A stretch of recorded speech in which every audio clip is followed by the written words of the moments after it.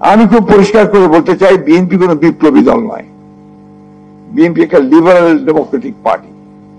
আমরা গণতন্ত্রে বিশ্বাস করি এবং গণতন্ত্রের জন্যই আমরা সারা জীবন ধরে লড়াই করেছি এবং এই দেশের মানুষ, বাংলাদেশের মানুষও তার গণতান্ত্রিক অধিকার জন্যই শত শত বছর ধরে লড়াই করেছে।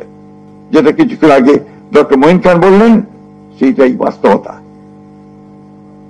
এখানে নিঃসন্দেহে যারা বিভিন্ন মতবাদে বিশ্বাস করতে পারেন, কিন্তু আমরা বিএনপি, আমরা খুব পরিষ্কার ভাষায় আমরা বলতে চাই, উই আর লিবারাল ডেমোক্রেটস।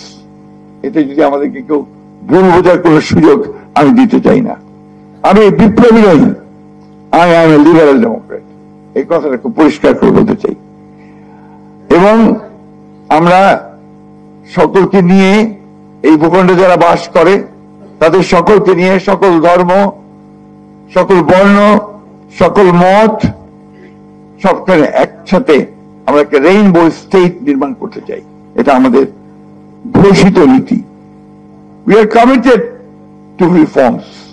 আমরা কিন্তু রিফর্মে অর্থাৎ সংস্কারের জন্য আমরা কমিটেড। এইখানে আমাদেরকে ভিন্নভাবে যদি কেউ চিত্রিত করতে চায়, আমরা কিছুতেই সেটাকে মেনে নেব না। প্রিয় সুধীবৃন্দ, আজকে আমরা একটা ট্রানজিশনাল পিরিয়ডে আছি, একটা দোলাচল চলছে। নির্বাচনের সময় ঘোষণা হয়েছে, এখনো শিডিউল হয়নি, হবে আশা করছি। নির্বাচনই কিন্তু সব শেষ নয়। নির্বাচনের মধ্য দিয়ে একটা ডেমোক্রেসিতে ফিরে যাওয়া এবং একটা ডেমোক্রেটিক কালচার গড়ে তোলা, যেটা আমাদের সবচেয়ে বড় অভাব। আমরা মানুষগুলো কেউ আমাদের দোষ নয়। এখানে দীর্ঘকাল ধরে সেই ব্রিটিশ পিরিয়ড, যখন পাকিস্তান সৃষ্টি হওয়ার পর থেকেই এই অঞ্চলে, ভূখণ্ডে গণতন্ত্রের কোন চর্চা হয়নি। গণতন্ত্রে আমরা বিভিন্ন রকম ব্যাখ্যা দিই। কালকে আমরা ব্যারিস্টার মওদুদ সাহেবের একটা বই উন্মোচন হলো, বইটার নাম ছিল ডিমাইজ অফ ডেমোক্রেসি। ওখানে নুরুল কবির সাহেব নিয়ে খুব চমৎকার করে বলেছেন যে কি বাংলাদেশে কি কখনো গণতন্ত্র ছিল, তার জন্ম হয়েছিল যে তার ডিমাইজ হবে? অর্থাৎ তার পুরাণ কথা যেটা, যে আপনাকে অন্যের মত সহ্য করতে হবে, টলারেন্স। আপনি আপনার কথা বলবেন, সেটাকে আমি সহ্য করব না। আমার মাঝে মাঝে মনে হয়, আজকে যখন সংস্কারের কথা বলা হয় জোরে সোরে, সংস্কারের কথা আমরা কত সালে শুরু করেছিলাম, যেটা কাজটা সাইফুল ভাই আছেন এখানে, তিনি মনে করতে, আমরা কি মনে করতে পারছি, সম্ভবত 22-23 আমরা শুরু করেছিলাম।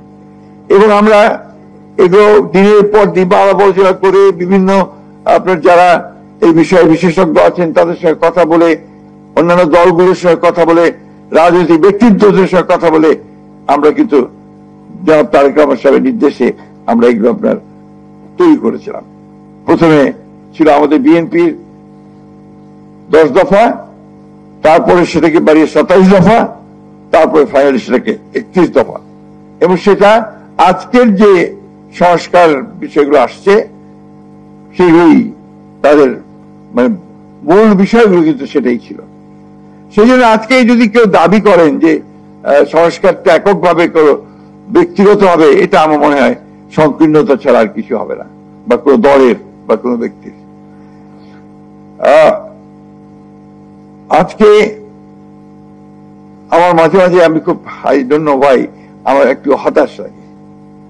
হতাশ রেখে যখন বাংলাদেশের চারদিকে দেখতে পাই, যখন দেখি যে আপনার একদিকে ফ্যাসিস্ট হাসিনার মানবতা বিরোধী অপরাধের জন্য রায় দেওয়া হচ্ছে কোর্টে, অন্যদিকে দেখি মব ভায়োলেন্স চলছে। এটা কিসের আলামত আমি জানি না। আমি তো মনে করি যে ওই রায়ের যে গুরুত্ব, সেটাকে কমিয়ে দেওয়ার জন্য একটা বিশেষ মহল ভিন্ন খাতে বিশ্ব দৃষ্টিকে নেওয়ার জন্য এই কাজগুলো করে। বন্ধুগণ, এই বিষয়গুলো আমাদের খেয়াল রাখতে হবে।